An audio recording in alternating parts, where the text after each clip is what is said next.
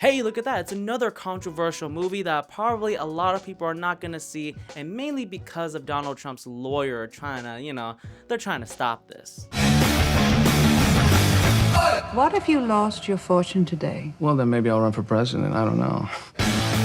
I say. That's right, baby. After a whole week hiatus, I come back reviewing a Donald Trump biopic called The Apprentice. I gotta be honest, walking into this movie, I was really not expecting all that much, but I saw the trailer for it starring Sebastian Stan and Jeremy Strong, and I just gotta check it out. I think for me, the best biopic film I've ever seen is the Steve Jobs movie starring Michael Fassbender, who of course looks nothing like the real life Steve Jobs, but then again, after seeing the film, it didn't even fucking matter because Michael Fassbender just fucking captures the spirit, the energy, the power of Steve Jobs. And that's what happens here with Sebastian Stan as Donald Trump. I mean, my goodness, he gives such a brilliant performance here. We follow Donald Trump in the 70s before he built Trump Tower as he's trying to climb his way into power. He's still just a kid working for his dad, trying to get things going for himself. Donald Trump and his dad's real estate business have a lawsuit filed against them for racism. They're losing the fight in court, so Donald Trump seeks the help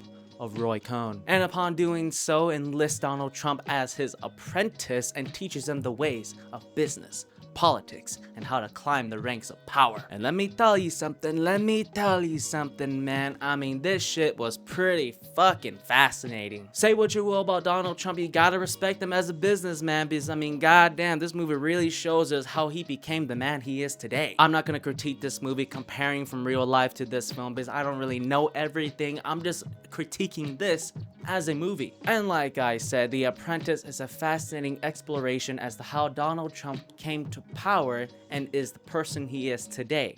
And all that is thanks to the man, to the one and only Roy Cohn, who is wow. I mean, wow. Jeremy Strong as Roy Cohn was just fucking perfect. I don't care if he looks similar to the real life person here. It's really the performance that's just so goddamn solid. This movie isn't afraid to get raw and real and show us some really hardcore shit because, I mean, we really get to learn a bit about this man. He really is a piece of shit. I mean, he's a closeted homosexual who fought against other homosexuals, filing all sorts of lawsuits and shits and using homosexuality as a way to gain power over certain people in order to, bring up his status. Or to blackmail and control whoever's in power so that they keep listening to him and do whatever he wants. Sebastian Stan as Donald Trump is not something I was expecting to be thoroughly impressed by, but goddamn, by the end of this movie, I was convinced that he really just embodied Donald Trump. Thankfully, he does not commit to a Donald Trump accent, voice, whatever the fuck. He instead sticks to the accent, the mannerisms, and facial expressions of the real life Donald Trump that we know, that we all love and know. And my goodness, Sebastian Stan does his homework because everything is just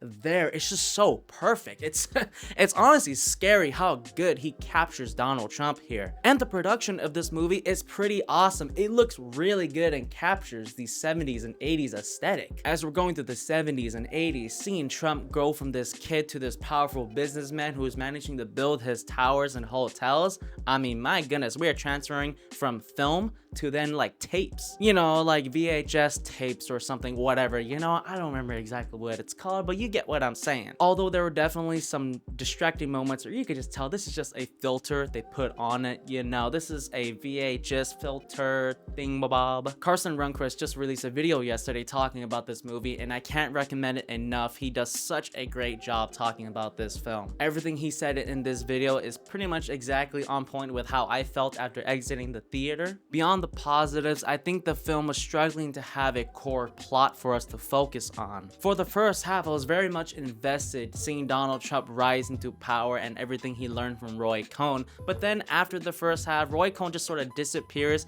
and we're seeing Donald Trump just jump to becoming this powerful guy already. I'm not saying it happens immediately, but the film would have been all the more better if we got to explore the relationship more, got to see all the nitty gritty little details as to how he got to build Trump Tower, because that's what this movie really is about. He wants to build Trump Tower. He really wants to get this hotel made And yet the movie just sort of jumps away from that. I understand that it's sort of like a documentary, biopic, whatever, because the way it's shot is very interesting and feels very real, like a reality TV show. But I felt that this movie could have been more interesting and impactful if they just stuck to one or two things. Let us learn and explore the relationship with Roy Cohn and Donald Trump. Let us see Donald Trump go to the struggles and difficulties of getting his Trump Tower built, you know, all the debt he goes into. This movie is definitely trying to do a lot within its 2-hour time frame, which is just unfortunate because I would have preferred maybe an extra 15, 20, 30 minutes more. And beyond the positives and negatives I have about this movie, I think it does accomplish what it was trying to do. And that is to humanize these two very real people that the public has drastically grown to hate. And maybe rightly so. Hey, I'm not here to give an opinion on what your political views are, okay? I'm just talking about the movie. We get to see a side of these real people that I don't think any one of us has ever seen before, reminding us that they are, at the end of the day, human beings who started from somewhere. They learned something from someone, and that's why they are now. What a surprise that The Apprentice really is, and I think a lot of that just comes down to the brilliant performance by Sebastian Stan and Jeremy Strong. What can I say? Sometimes all it takes is a great performance to keep you invested in a story. Alright, that's enough of me. I'll catch you guys next time.